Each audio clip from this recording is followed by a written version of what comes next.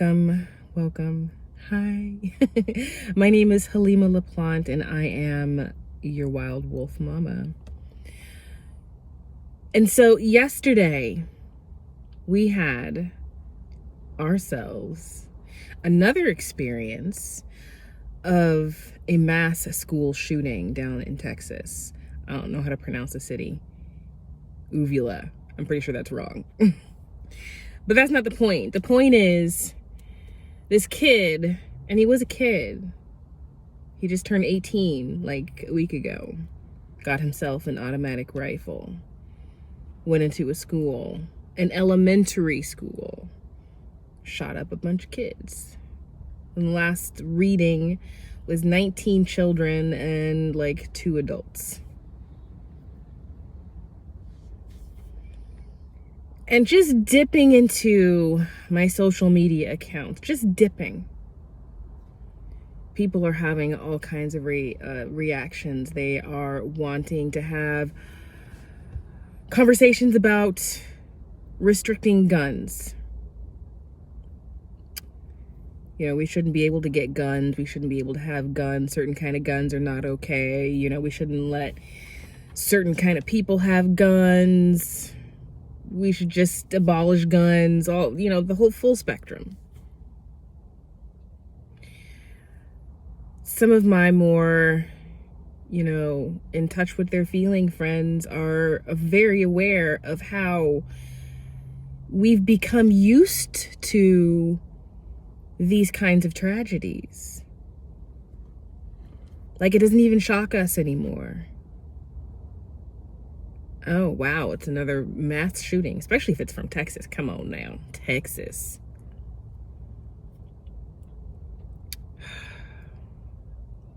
Where they have the open carry laws.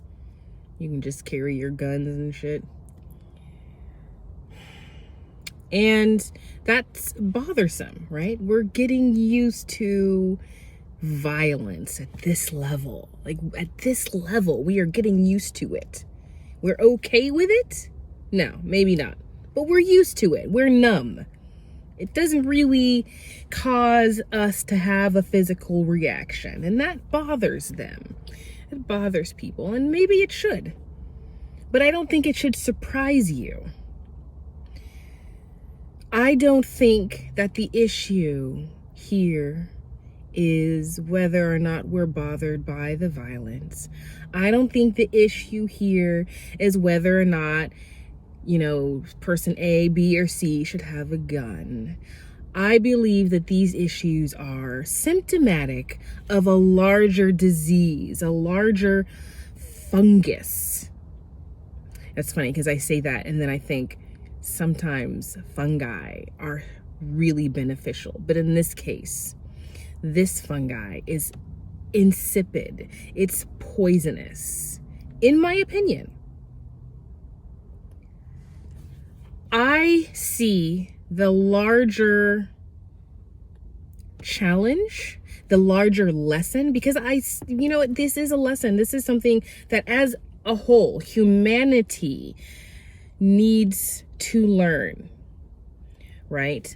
So we see it as a problem. We see all these symptoms and we don't like it. We don't like the things and we don't like how it makes us feel, and we don't like what it's doing to us. We don't like what it is showing us about ourselves. We live in a society where violence is normalized. We're numb to it. We're used to it. We don't like to look at ourselves in the mirror knowing that we're okay with it. We don't like that. So we focus on trying to eradicate the thing that we don't like. And it's interesting because today I heard a saying that I've heard before, but it struck me differently today. That, oh God, what is it? That which you resist persists. That which you resist persists. And I think it also is very similar, if not, you know, the same as where your where your attention goes, your energy flows. Where your attention goes, your energy flows. Now, I think we can use these to improve our situation, because what I see as the larger problem, and this is a problem of which there are a multitude of symptoms, a multitude of manifestations in which and how this shows up in the lives of humans, and by extension everybody and everything, every being that humans' lives touch. And that is, in one word, fear. Fear. Fear. It has become such a part of our lives that we can't even see anymore that is the true nature of every moment of every day of our lives. Whether we're out and we're afraid that, we have to perform a certain way at work, or we're going to get fired. We can't get fired because we're afraid we're going to, not have a paycheck. And we don't have a paycheck, we don't have money, then we can't buy food, and we can't buy clothes, and we can't have shelter, and we can't take care of our families and our tribes. We're afraid. We're afraid all the time. And that causes a lot of stress in our bodies. And how that stress manifests, all of it is it can manifest in so many different ways, right? So many different ways. Think about in your life, how does fear manifest in your life? What are you afraid of, right? The things that you desire, are there really things that you desire? Do you really want that house, that one big house with all the rooms and the space? Do you really want that? Or is it that someone has created a condition in you that you think that you need that? And you're afraid to not have that for whatever reason. Fear, desire. It keeps us, motivated. It has its place for sure. It's a necessary emotion, but not all the time. Not all the time. It's stressful.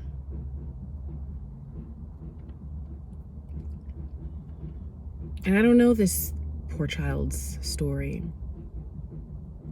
but I know that now those children who go to that school and those parents of those children who go to that school are going to be carrying that fear with them for the rest of their lives.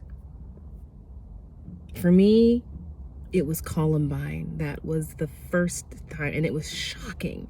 It was shocking.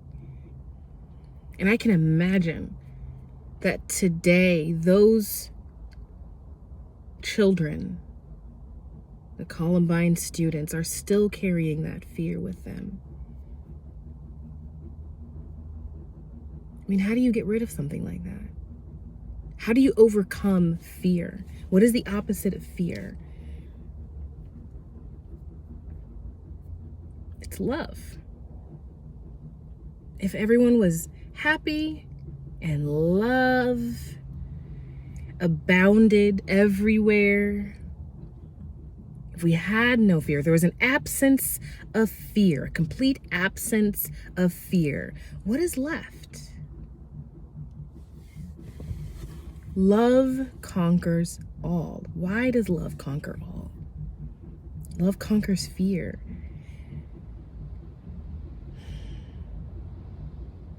It is the most powerful force that I know of.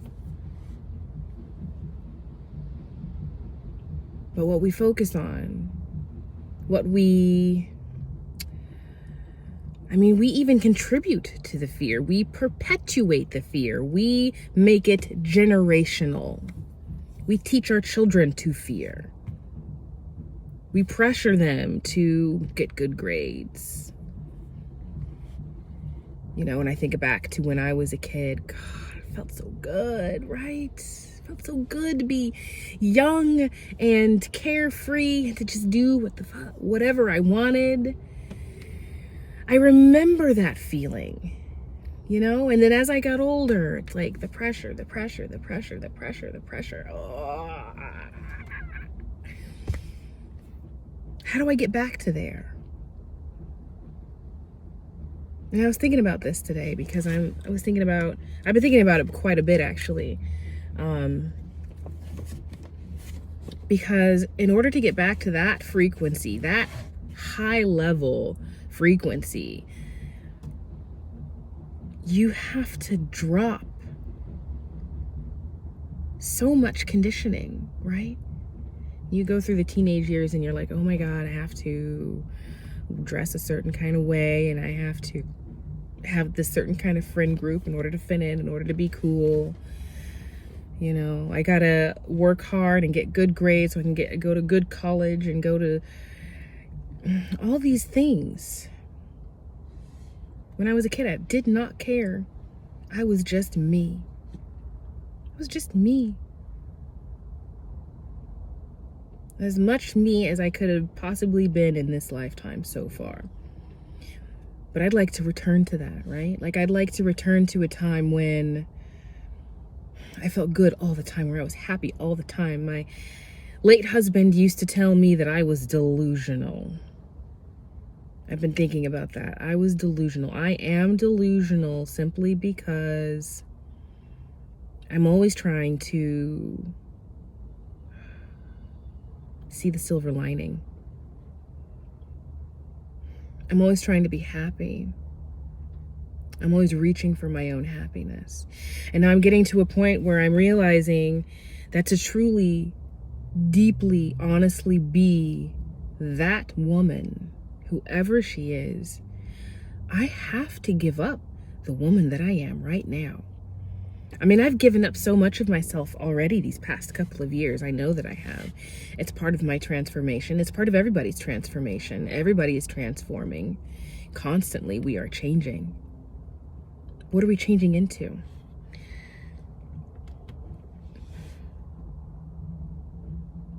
So this is where I am right now, is contemplating jumping into not a rabbit hole, but a black hole, deconstructing myself to the point where everything that is not me is gone. And then what is left after that? Just awareness, just consciousness, just someone who's walking through this life and is enjoying the fuck out of it. Excuse my French. Just existing, just living. What is that? What is that like? What does that even mean, to carry around that kind of happiness? What are your relationships like? To just carry around that kind of bliss, that kind of joy. What is that? How does that feel? What does that life look like? What do I look like in that life?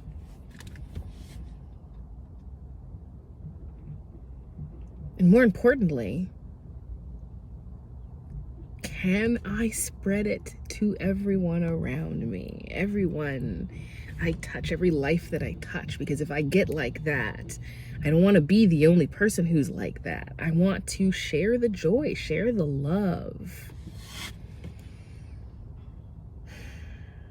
And that makes me delusional.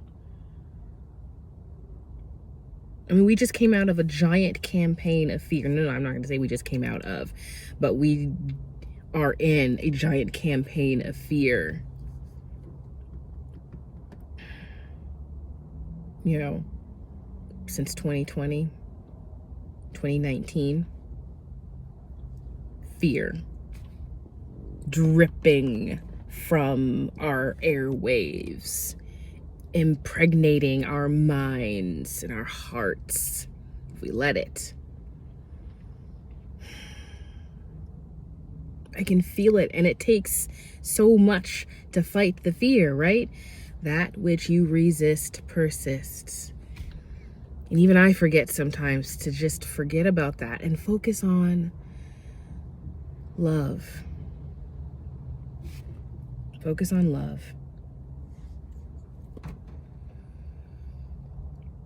And so, yes, you have become numb to massive violence. You have become numb to children killing children with automatic rifles. What did you expect? When you live in a soup of fear, you're gonna get used to it. Your minds are amazing. We have these minds that are so malleable. They take in and they just adapt. They do. They adapt. They work it out. Somehow. If you have an anxiety attack, if you're having depression, that's you working things out. That's how you manage your life, or not. Because you know that is not your normal state. You are not supposed to be like that constantly. And so your body is giving you clues. It's talking to you.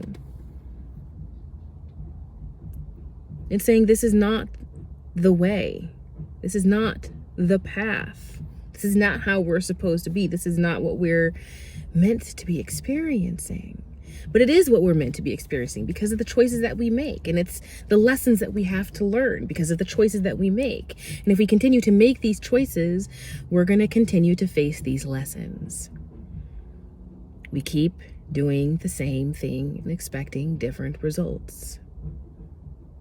We keep doing the same thing and expecting different results. Gun policies, that's going to solve the problem, but it doesn't. Because that's not the problem. We keep doing the same thing and expecting different results. That's crazy, right?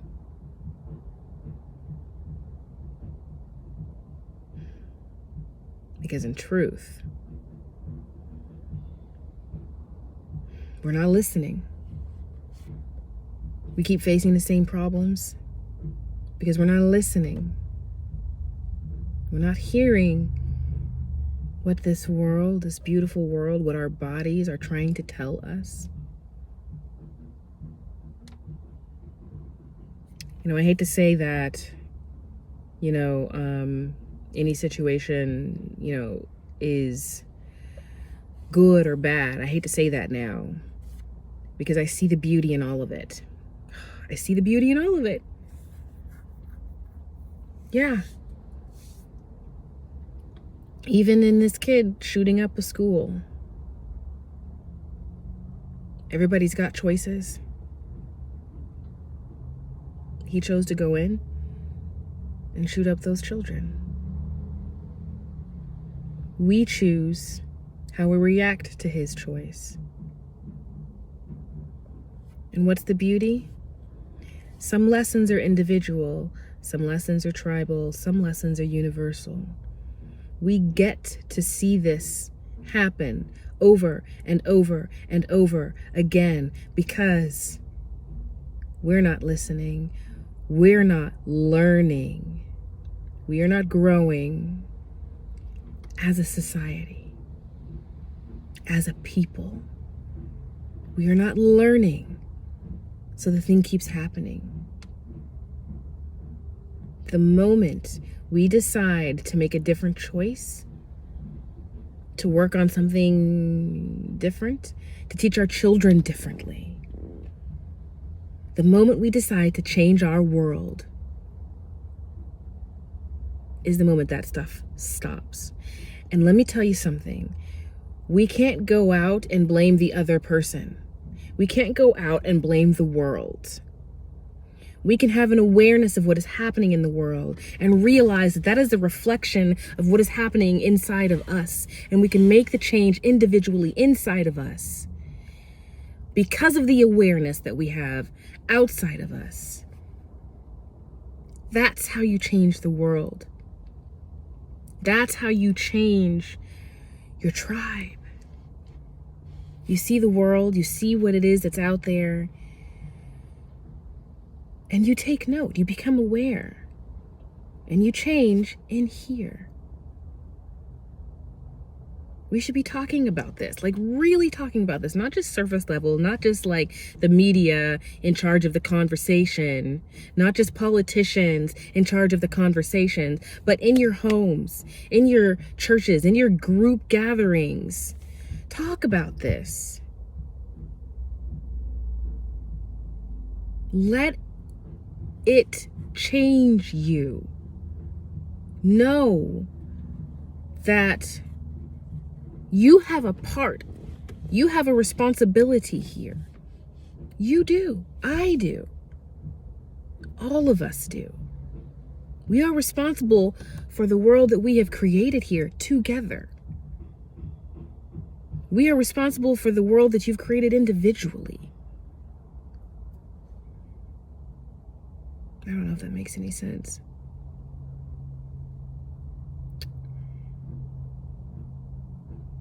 Anyway.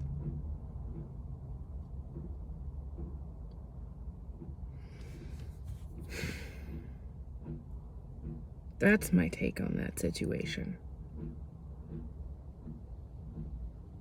I can hear the naysayers in my head already, telling me I'm crazy, delusional, that it's impossible, it's too big of a job, I've missed the point, whatever. That's your ego, right? Your ego fights to stay alive. Your ego fights to keep your mental constructs of you as you have made them.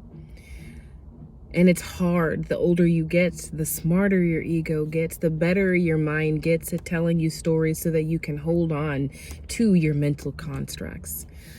Oh, that's why I love human design, because it bypasses all of that. And you slowly start to decondition. You slowly start to deconstruct. If you're willing to try. To jump into the black hole of deconditioning, deconstructing, falling apart. It is a beautiful sadness.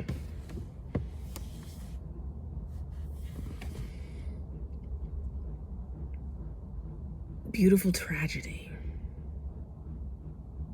It's slightly terrifying if you really think about what it is that you are accomplishing or doing. And so,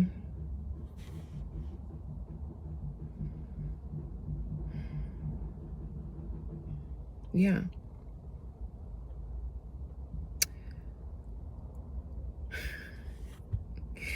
Thank you for listening. Please don't forget to like and subscribe and comment. Comment. Ask questions. Reply. Dialogue. Whatever you want to call it. I need that interaction. Oh, no. Yeah. Thanks, guys, and I will see you next time. Bye.